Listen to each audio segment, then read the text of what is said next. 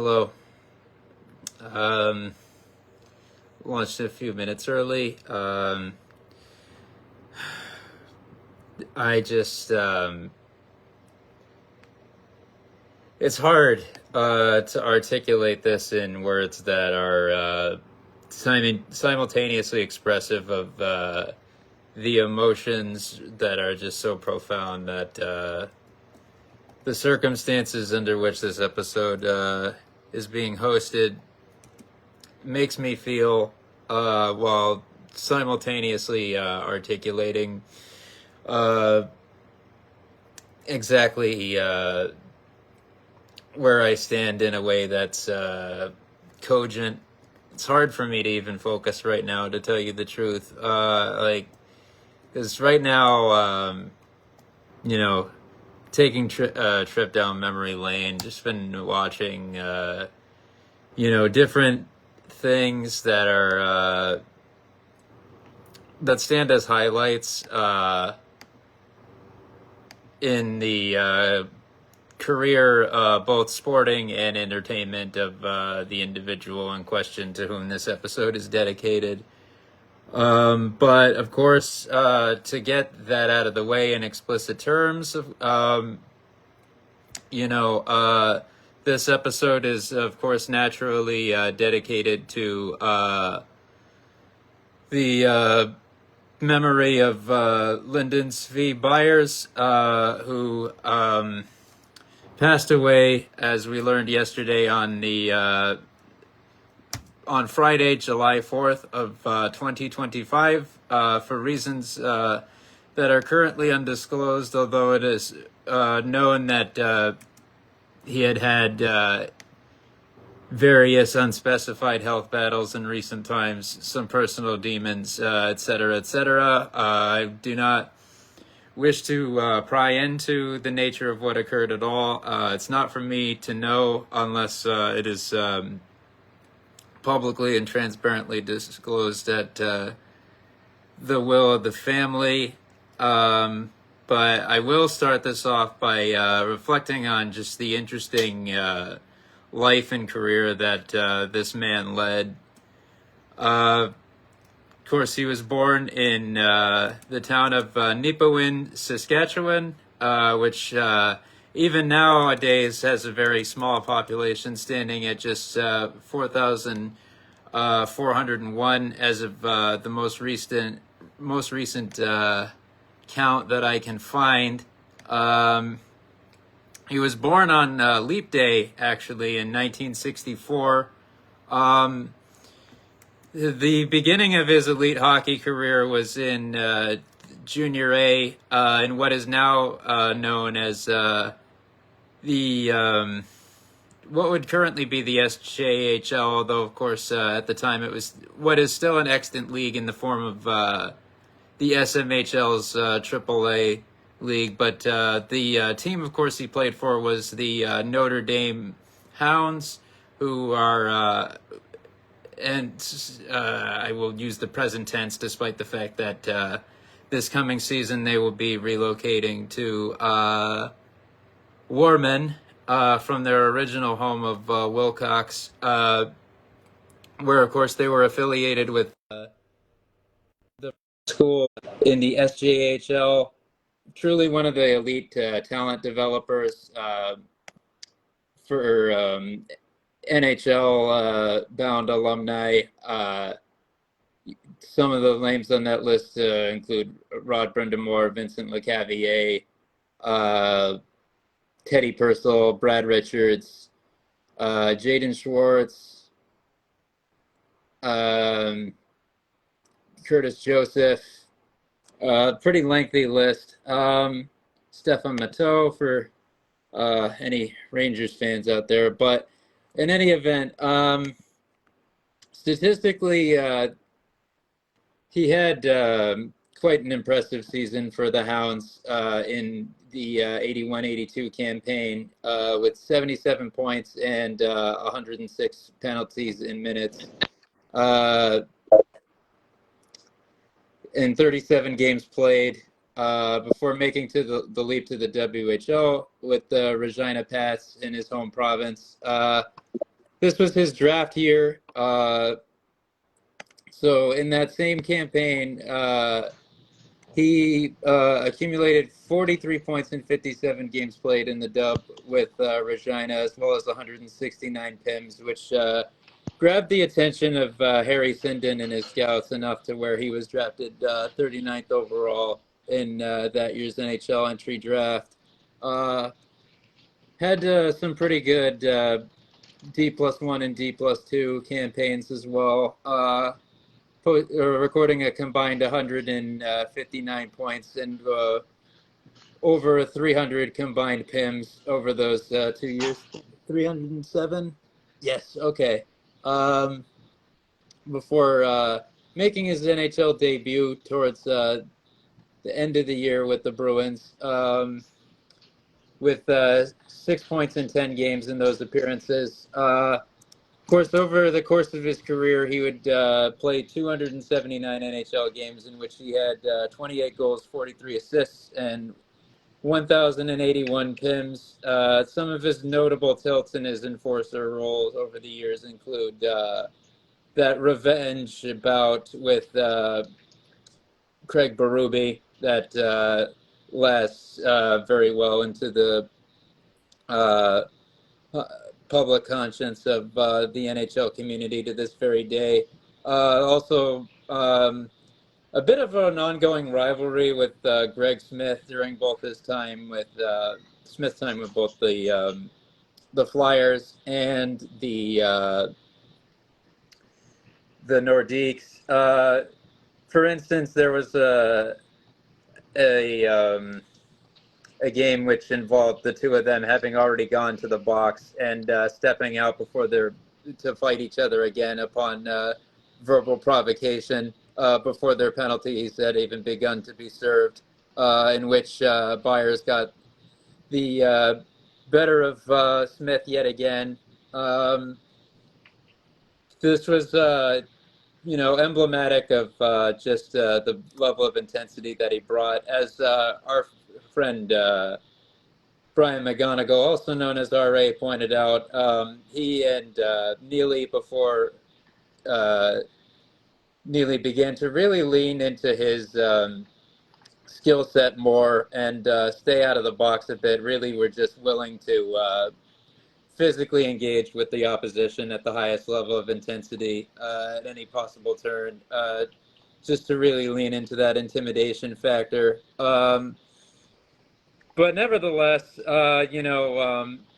he was there and had brought meaningful energy, such as to that series against the Canadiens, in which the Bruins finally defeated their most hated rival after a number of failures over 40 plus consecutive years, ending that jinx en route to that first of their that course to Stanley Cup Finals appearances.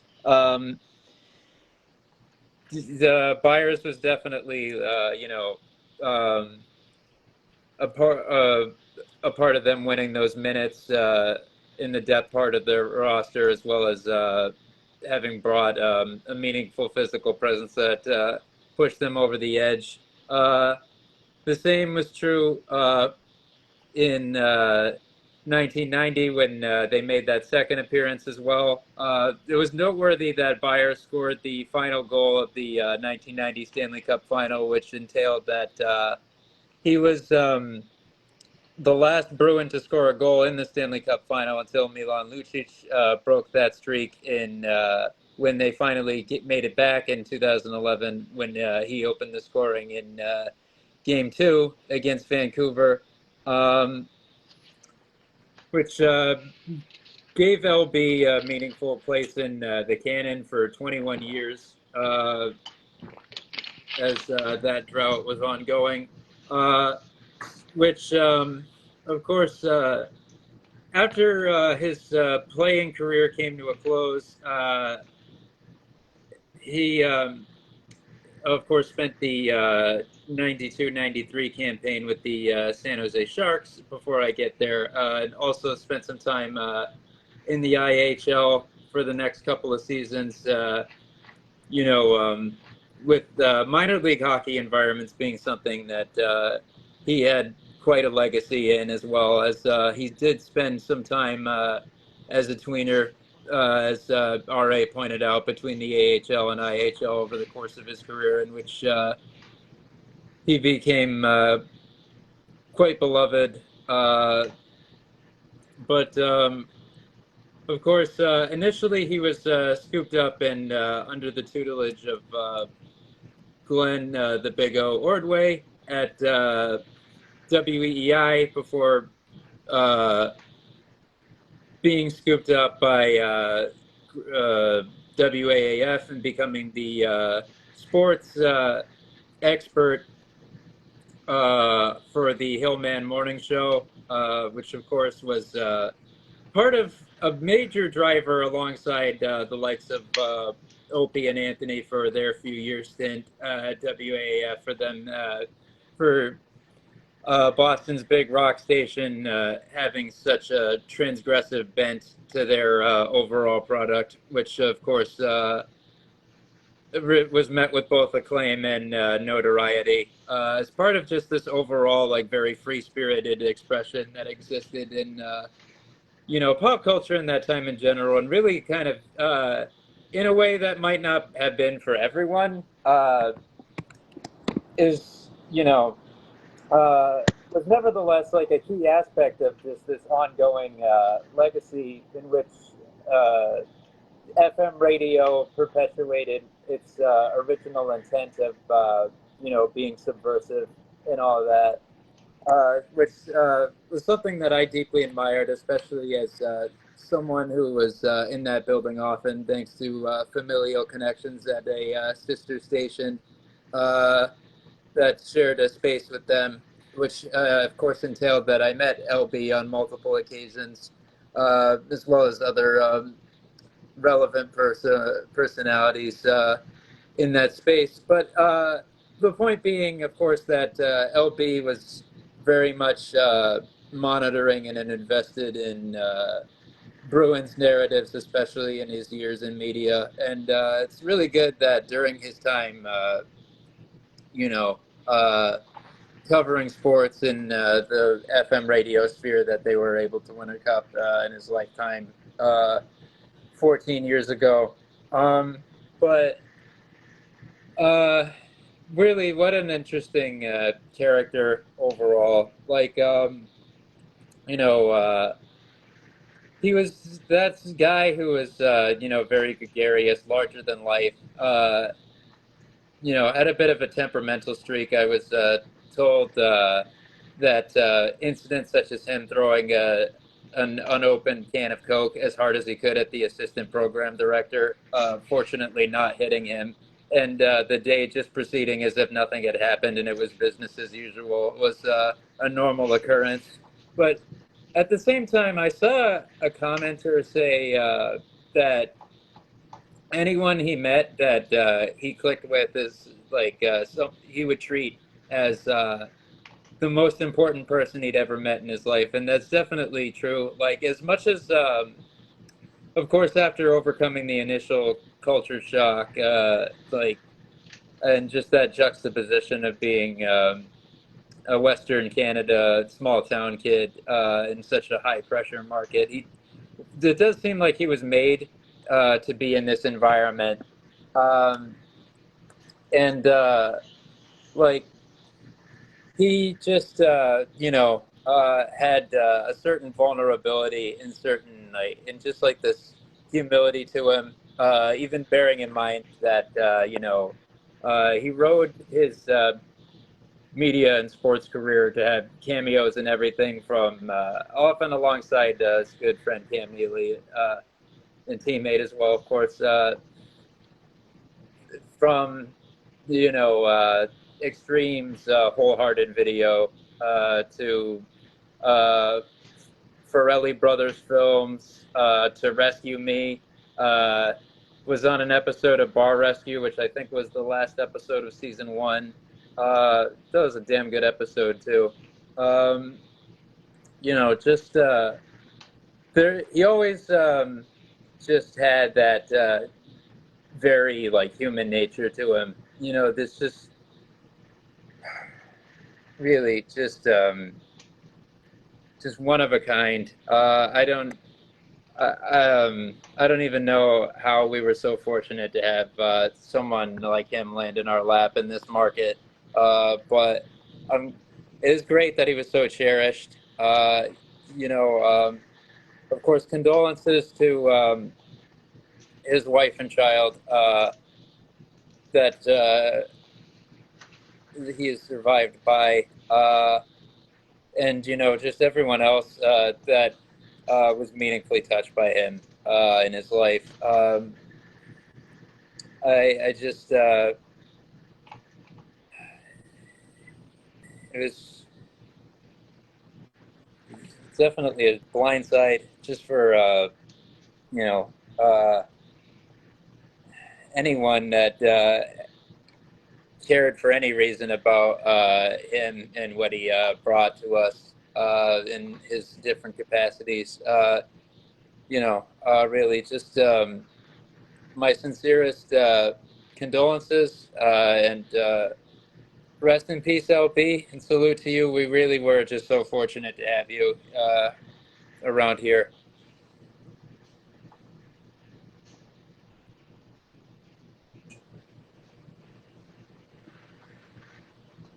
That's a good opening. I gotta throw on. I've had different clips playing in the background, like some of his classic fights, his Raw Knuckles podcast appearance. I gotta throw it back to that. You, you know, it occurred to me like as I look at my, you know I mentioned this in passing as we congregated on Friday night, but I was thinking about Sam Blackchurch's appearance on Mike Adams Sports World, which of course fantastic programming on NECN, which had a distinct character that it really needed as Boston sports experienced its lull period in the '90s. Um, it occurred to me that the pretenses under which SBC made that appearance was interesting in that it had happened a couple of times before, or at least once prior to that finale, because this lore all started coming to and coming to come back to me and just pour in as I was doing some reflection earlier today. The pretenses under which they first appeared was just that apparently the band were huge fans of the show and watched it all the time, and they pressed their manager to see if he could arrange for an appearance on the show. And I guess Mike's first exposure to them was not a personal meeting. It was just listening to their music out of curiosity, and he was like kind of like shocked by its contents. But then when he met those guys, which of course, you know, three dudes from rural West Virginia and one guy from Maryland, who are actually Washington, D.C., is Richard G. Lewis, town of origin, now that I think on it. You know, that were very affable and kind, just, you know, filled with hospitality and goodwill. He was like, yeah, we can definitely arrange for something.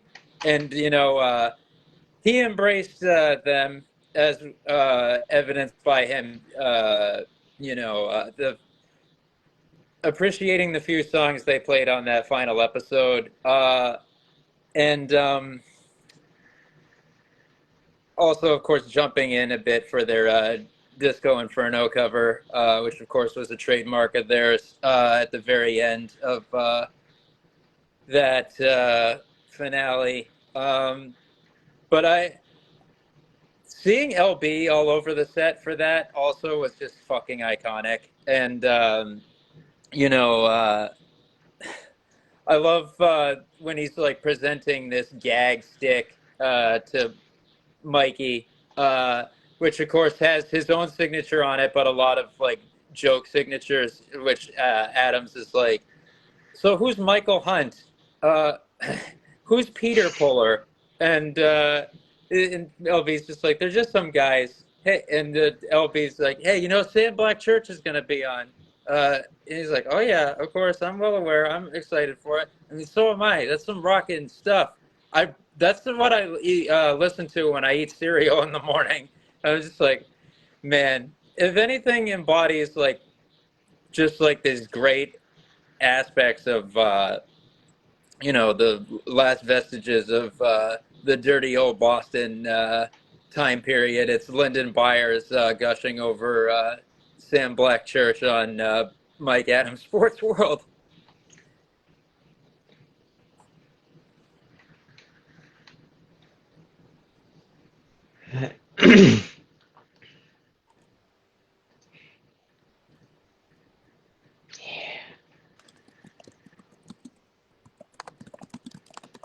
Yeah. Just letting that hang in the space for a second. Keeping this as open for this tribute as much as you want to reminisce and as much information and nostalgia as you'd like to put into the space for this. I just watched the friggin' LB just freaking kissed Mikey Adams on the lips. Meanwhile, I forgot that I forgot that the two stickers that SBC stickers that Mikey was adorned with were both located right over where his nipples would be on his fucking like dress shirt.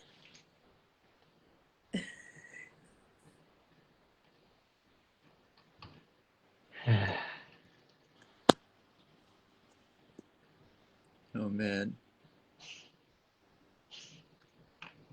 they really got a good mix for those SBC songs on this. Really good work by their audio engineering team there. Must be nice. Right.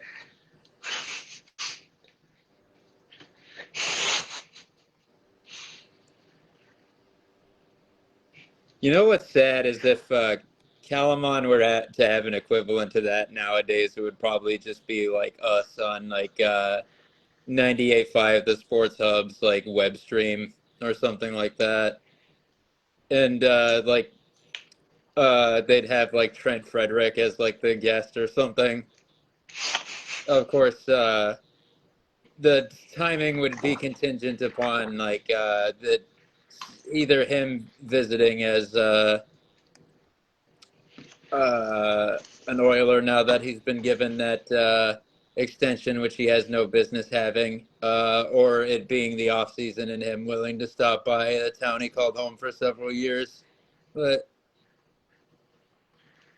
who knows? Maybe we're in for Trent Frederick's FM radio host career after his days of playing in Goonery are over. I can see it.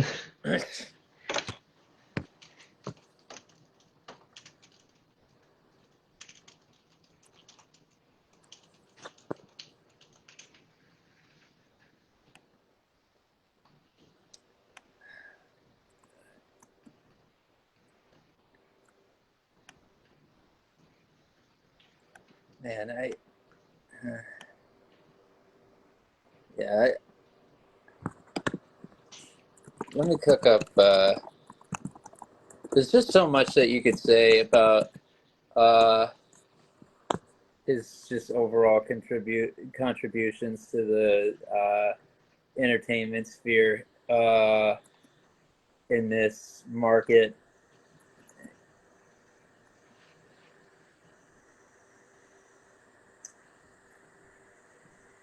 Yeah, gotta give a shout out. Of course, we're gonna talk about his cinema career. We gotta get granular. Oh, what the hell? That sucks. Okay. should be fixed. Let's see.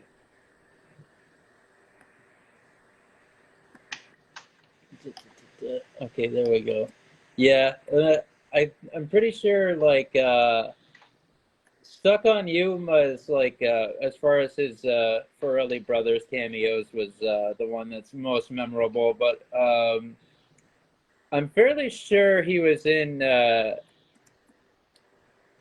Shallow Hal as well, perhaps even more famously, which I think was something we were reminiscing about earlier. But man, that freaking I gotta say, I do think that Wholehearted cameo, which like is just so reminiscent of that era, has to be like the big highlight as far as his different walk-ons were concerned.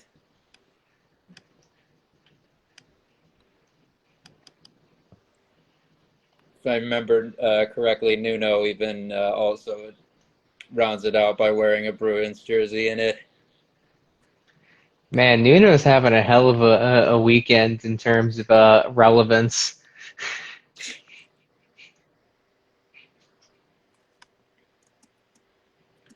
It's probably the most he's going to be talked about in a single weekend the rest of his life. Most likely.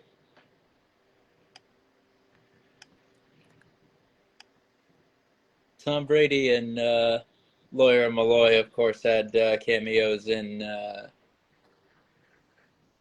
Stuck on You as well, which reminds me of one of my interactions with LB that I remember most clearly as I was in the cafeteria at the New Balance building. I couldn't have been any older than 10.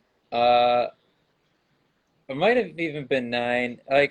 It depends on what part of that approximate era of the back-to-backs that was. But it was. I happened to be wearing my Ty Law jersey that I had in those days, and LB happened to walk by, seeing me adorned in that, and he spoke to me as if I actually were Ty Law, which was hilarious. Like, yeah, I didn't mean to ignore you at training camp, dog. I just didn't want to bother you or whatever. And I thought it was like the funniest thing. Like, it just embodies that throughout his entire career in different spaces that he knew exactly how to engage with the public, which like definitely like was part of like why his overall character and personality resonated with this market as greatly as it did. I'm gonna get into some specifics here. I'm gonna load up some more classic fights. Let's see. Oh yeah, there's one with Todd Ewan in a Bruins Habs game from the 1991 season. Oh, there were some good concurrent brawls. Usually, like if he were taking someone on, either he and Jay Miller and like Keith Crowder would be taking someone else on in a different part of the ice simultaneously, or some combination of those three. That also just I also recently watched that one where he just like absolutely nailed Wayne Van Dorp during Van Dorp's tenure with the Nordiques, and just one punched him. That's a classic. They had quite a rivalry there. Oh, there's one with Glenn Cochran during looks like Cochran's time period with the Oilers. That's appropriate. Let's see.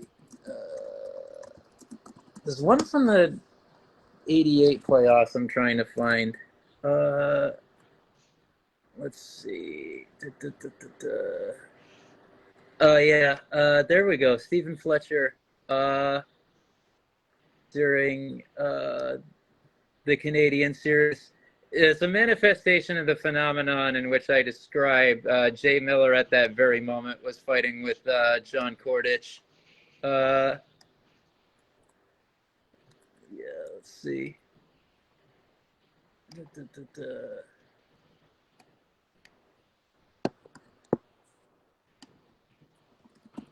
me pull something up here. Let's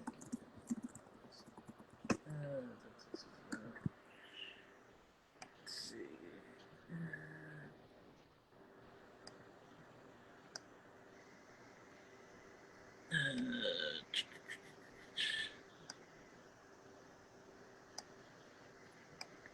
Yeah, so that would have been game 3, which Boston ended up winning 3-1.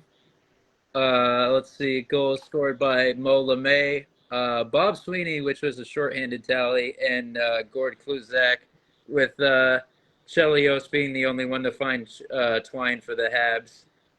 It must have been like such a sense of relief for both that team and just the fan base at large that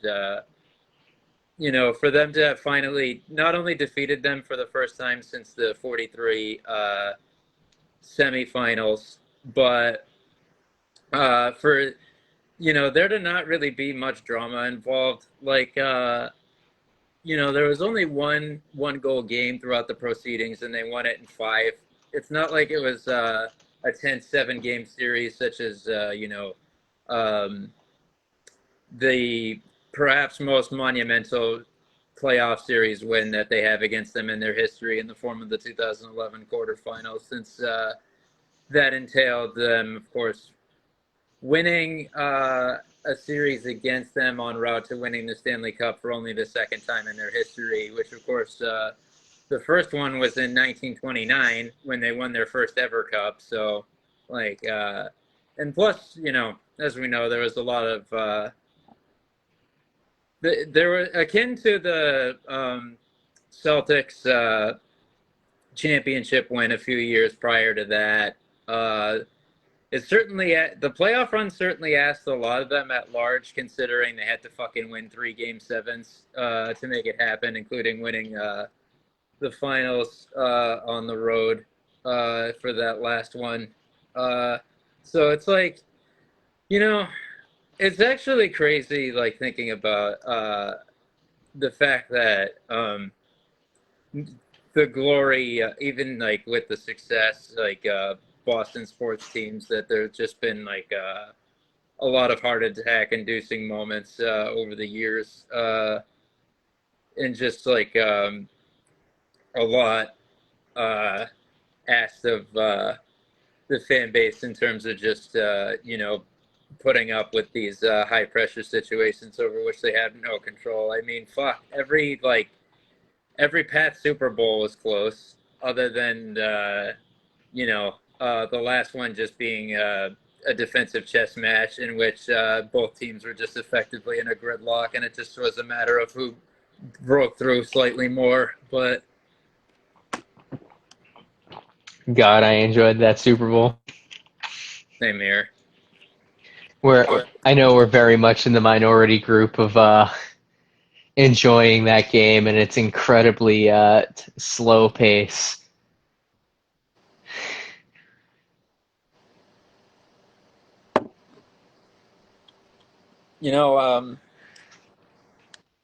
As I just think about Boston sports at large, and and just to also juxtapose that against LB's media career. So he resigned approximately, I don't know, how many months before they ultimately went off the air. Let me double check on that. I was just listening to him tendering his resignation on air. just like a handful of minutes ago, probably. Yeah, September 3rd, so like 8 months ish.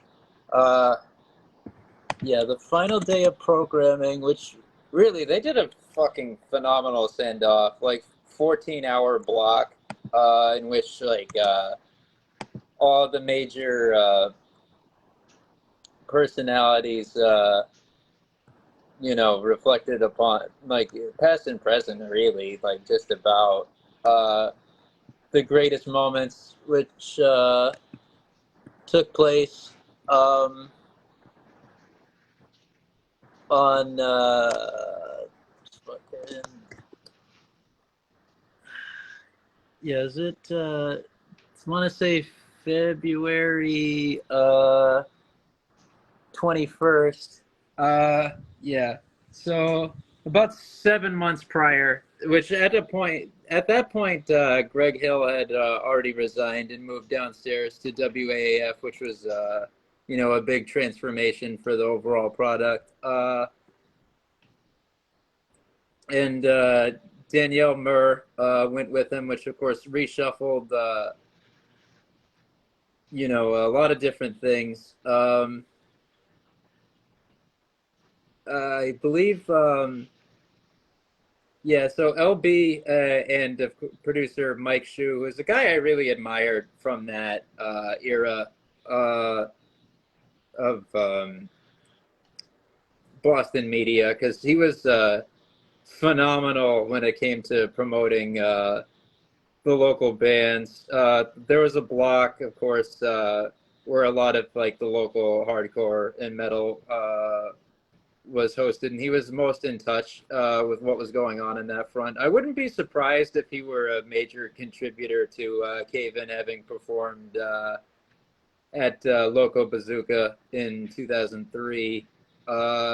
Even though at that point, of course, while they were on a major label, they had transformed a lot. So it's kind of amusing seeing them play alongside of the likes of Seven Dust and who else was on that one?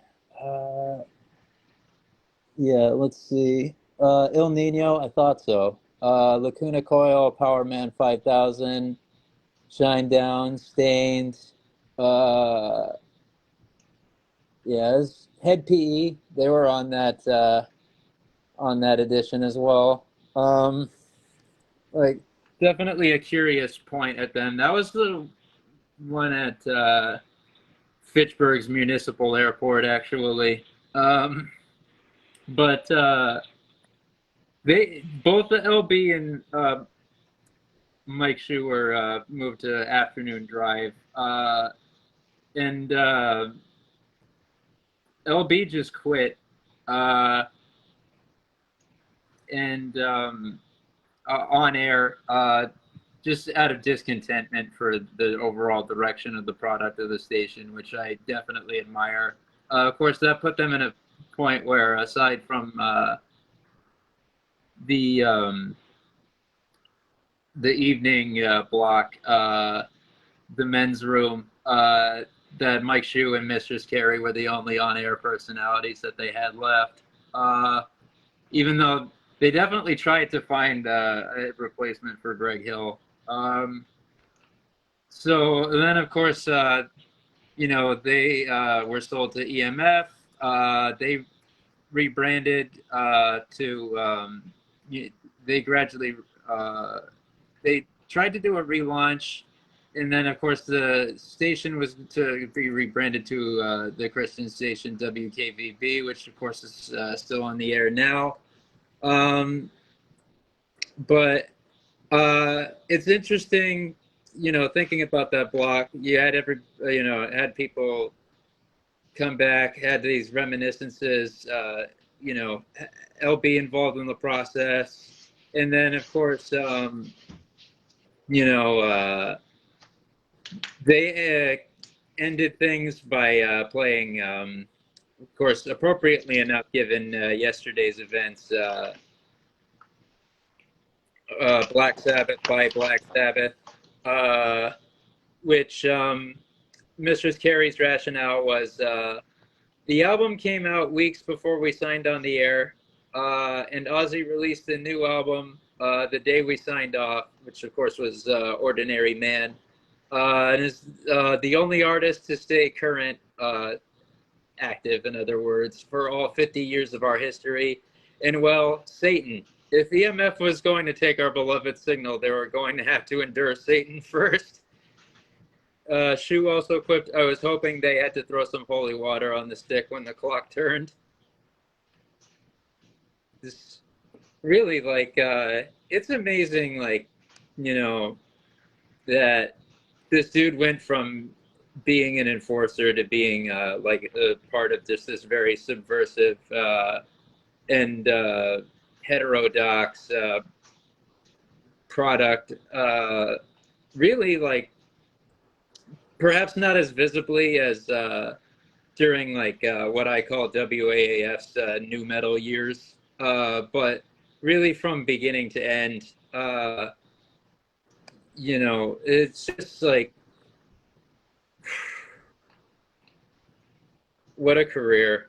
Like I didn't think I was gonna have just this much to reflect upon, but just there's just these layers and layers of like you know stuff going on, and like even with him having been like the sports expert, like by trade in that product, he was nevertheless part of like the history of rock and roll in this metropolitan area as well. Like it's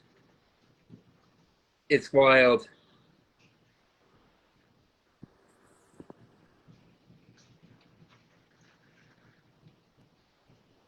Oh yeah.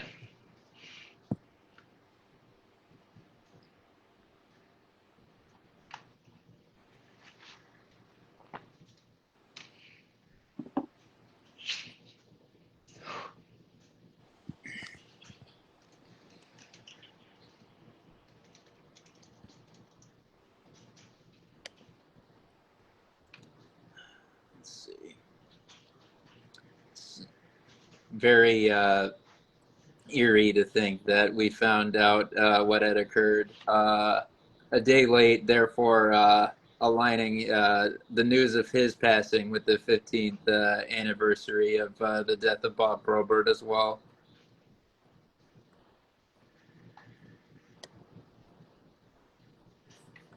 Yeah. Not a good day on the calendar for enforcers. No. Let's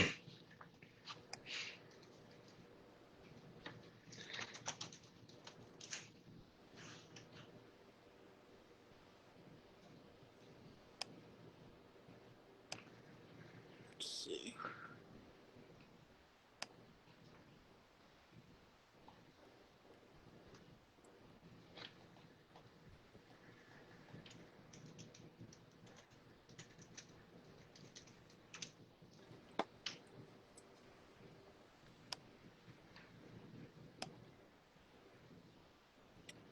Yeah, I did watch that tilt between him and Rob Ray. That was a good one too. There's always a lot of intensity in those Bruins Sabres games at that time. That was back when their uh, divisional rivalry was actually of some consequence, and you didn't know who was going to have the upper hand at any given point in time.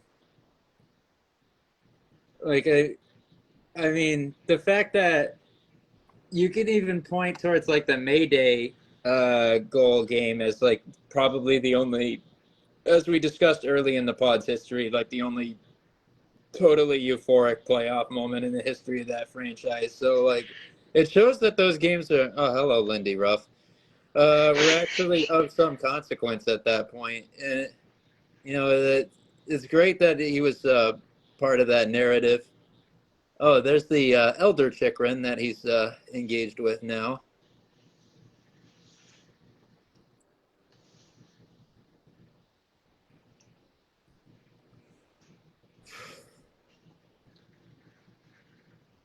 Let me look back at his PIMS totals, because there are some years where it's just like fucking absurd, dude. Yeah, this is the one that probably popped out at me the most was his 87-88 regular season campaign, because he had 10 goals and 14 assists in 53 games that year, but of course he also had 236 PIMs, which is just fucking crazy.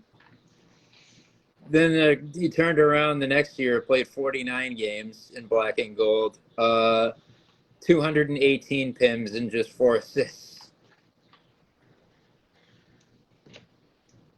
What's really interesting, though, is on that 1990 playoff run in which he scored the final goal, the 90 final was he only had 12 PIMs in 17 playoff games that year.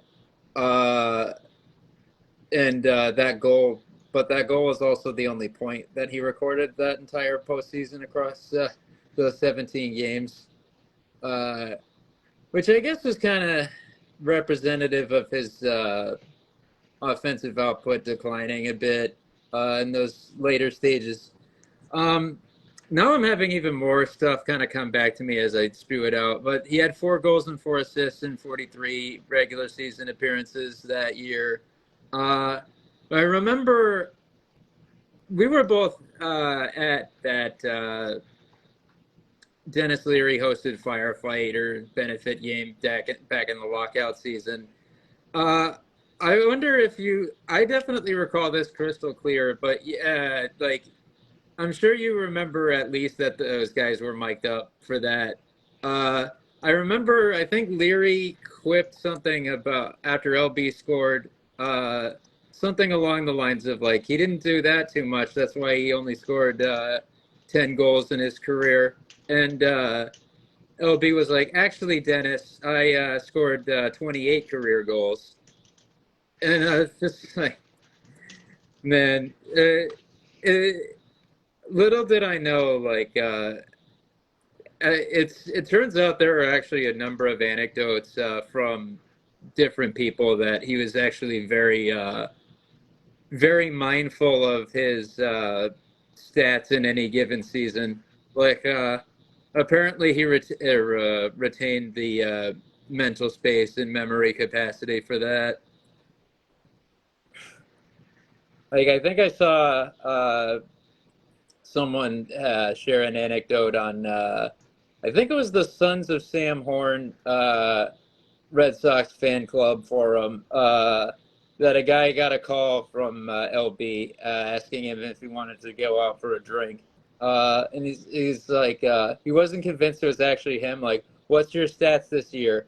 He's like, 1 goal, 1 assist, and 117 PIMs. And he's like, LB, let's go. Like, I guess that guy tracked his own career and was self-aware about it, perhaps more than anybody. It's pretty respectable.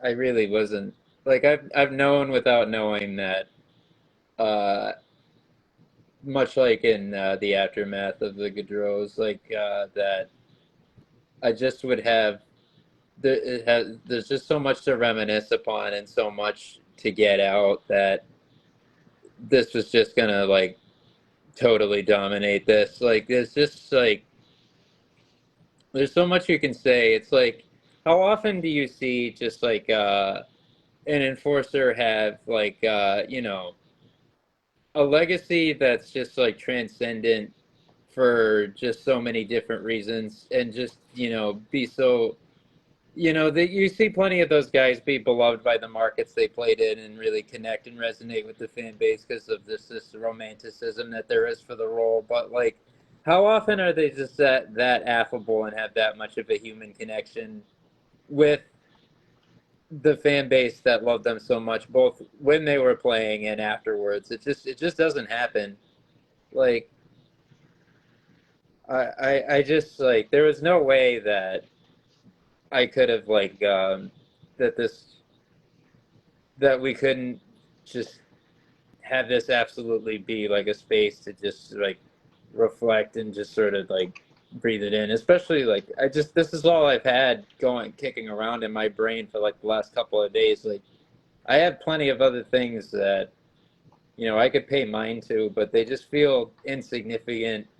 Like I just think about everything that his life and career meant uh, in its different phases, and just also like just how much this affects so many people. And I just like you know that's just like a meaningful life that may that you know you just kind of have to like give it like just like all the space that it's due, and it just like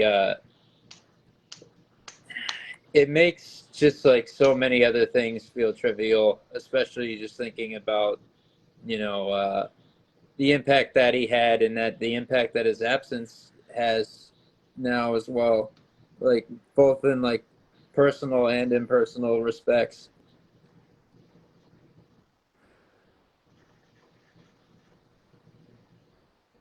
Now I get to that Greg Smith encounter again in this longer compilation. Maybe they should just. I wonder, like,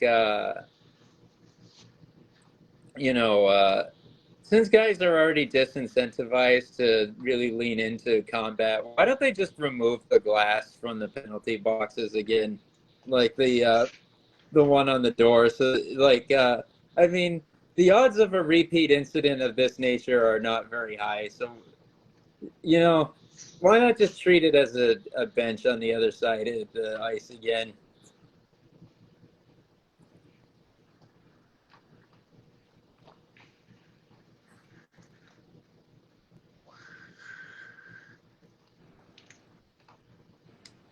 It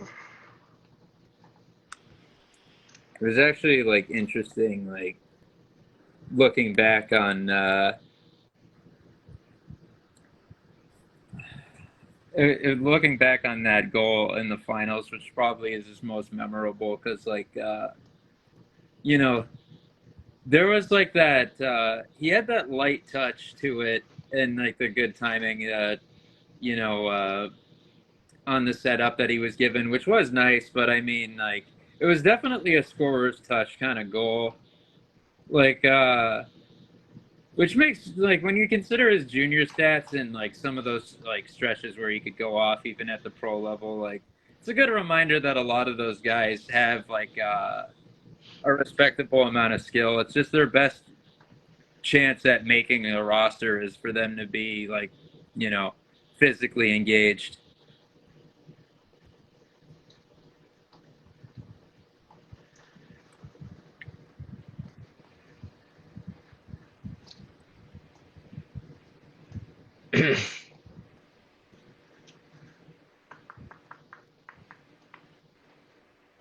Yeah.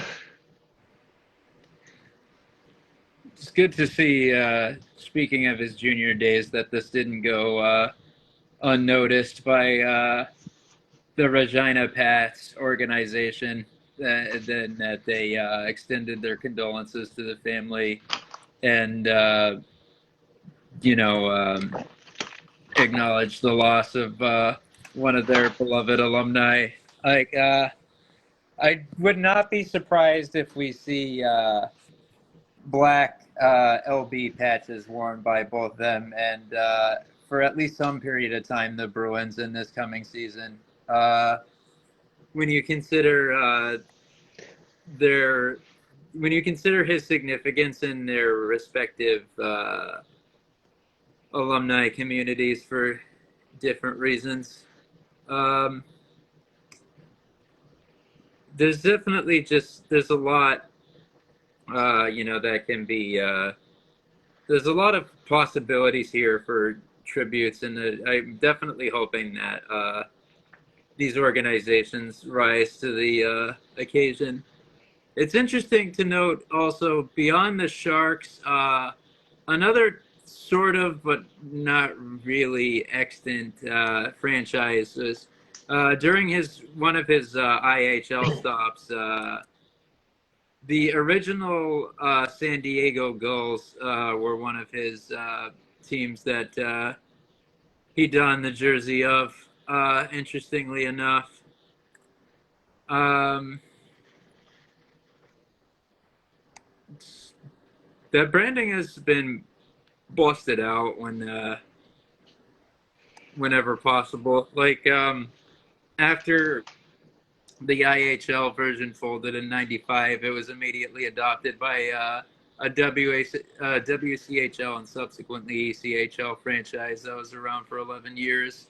Uh, then there was one that was around from 2008 to 2015, which is a junior team, which had previously been known as the San Diego Surf, now known as the San Diego Sabres. And now, of course, for the past decade, there's been the AHL franchise affiliated with Anaheim.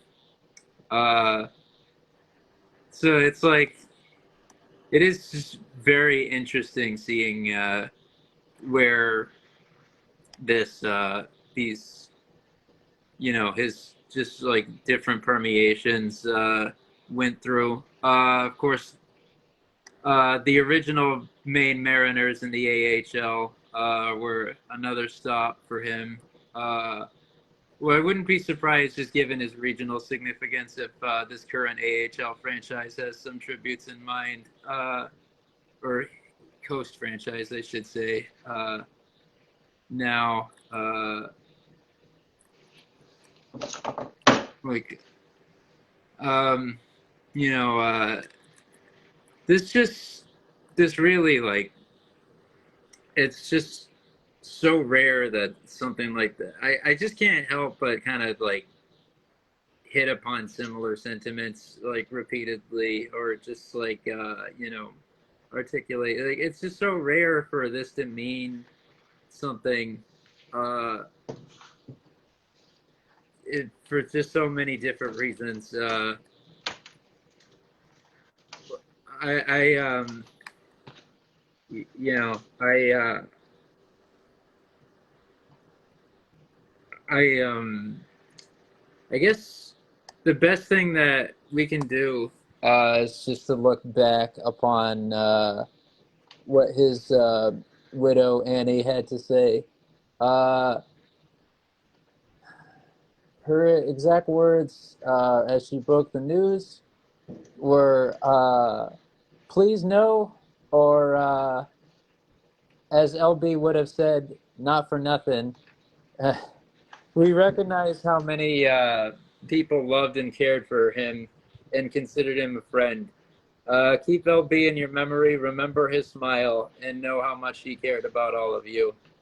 Like, it really is just like the best thing you can do for yourself, and just do in memory of him at this stage.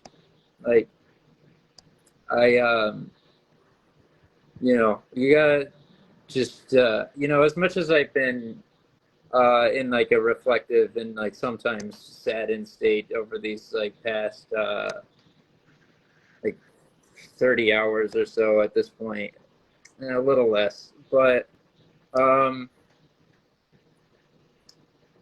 just like listening to these different clips, watching these videos, even listening to just what I call like classic WAAF core from my youth, whether it be like something like fucking like Freak on a Leash by Korn, which I remember was a prominently used audio bumper in those days. or like I don't know, A Perfect Circle. Uh, Let me pull up that playlist. Like, well, I've had a few different ones going. It's been fortunate that you know, the community of listeners has been so dedicated to you know, preserving their archives. Heck, I could even, like, right now, I'm pretty sure there's a database out there that documents every Hillman Morning Show episode there ever was, which I'm probably going to dig into at some point in the coming times. But the full catalog of songs that were played throughout the station's history is just about as comprehensive as you can get. It's still like probably an attempt, but it's a damn good one. Uh, oh yeah, like Sponge, that's a good one from the '90s mixtape. Cloud, good classic. Possum Kingdom by Toadies, that's another fixture. Uh, let's see, Dragula by Behavioral Zone, Rob Zombie. Of course, his some of his prior project, White Zombies, classics such as More Human Than Human, Thunder Kiss 65.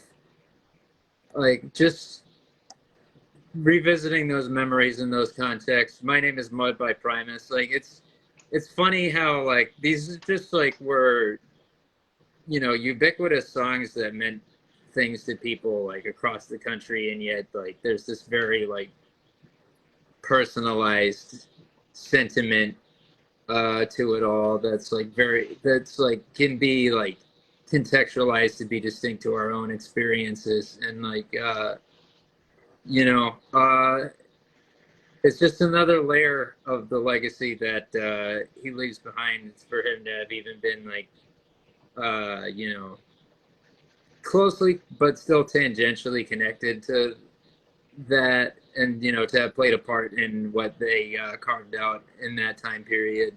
Like, you know, just I gotta I just well, I had to thank him in spirit for, you know, everything he did for us here. And that brings us to our 60-minute mark or so on this week's episode, our hour. I don't know if that pushes us to a big finish or just a general sign off this week, since I think our typical formatting does not feel like the proper ending with the course of this week's episode. Yeah, I like I'm kind of glad. I mean, like, I just like I'm kind of glad that we did what we did. Like, and I think that uh, between the combination of like, you know, the sentiments expressed, like and between, and also just the fact that this also occurred coincidentally with like a lull period for headlines that can really be picked apart due to like a combination of like organizational ineptitude, seemingly across most of the NHL right now, as well as just this being not the most exciting free agency class, as well as things even slowing down. There's just not really much to say, or much that feels fitting to say, really. So it's just, I guess, like, you know, the way I would wrap things up this week is I think that, you know, there are just valuable lessons to be had from the life lived by LB and through his pursuits. It's just like, you know, to welcome opportunity and pursue things, you know, that uh, come to you, that might mean something to you, that might, you know, just fall out of like your original sphere. You never know what might come along, and it's just like to value the importance of human connection, and to just you know, just cherish every moment that you have to foster meaningful relationships with people. And also with him, with his passing in mind, like, just hold people close to you and cherish time you still have with them. Like, uh, I definitely, like, think that it's something that you can easily lose sight of, but like when you're confronted with just how like frail and transient our lives really are, like it's a good reminder, to just like, quite strikingly, to just hold that closer to your heart and at more at the forefront of your mind than you typically would. And I guess that's really all I can have to say. We love you, LB. Thank you for just every bit of entertainment, every bit of memories, every bit of hospitability and kindness that you expressed to this city that you didn't originally choose, but established quite a residency in. And that I feel seen to have welcomed you into the fold with open arms and enthusiasm as well. So with that all said, thank you to everybody who tuned in, and that this just drink in and just let the emotions swirl around alongside of us. I just I know that this kind of was just me, like, entering a bit of a stream of consciousness here, but I think this was needed for not just myself, but maybe some others, who had similar reflections, like, and I'm grateful, to everybody who continues to be a part of this journey alongside of us, no matter what stops it might make. And so thank you to our to people who continue to support this product, be it by watching these streams and/or checking us out on Spotify and YouTube. And we will, continue to be a presence around here and put a product out that hopefully we, continues to hit upon human narratives and that resonate with people and that they want to consume. To really emphasize the just this very personal nature of this sport, and just whatever other things may come along with it. And we will see you again soon. Take care, everybody. Have a great night, and really just tell your friends and family that you love them. We will see you again in the near future.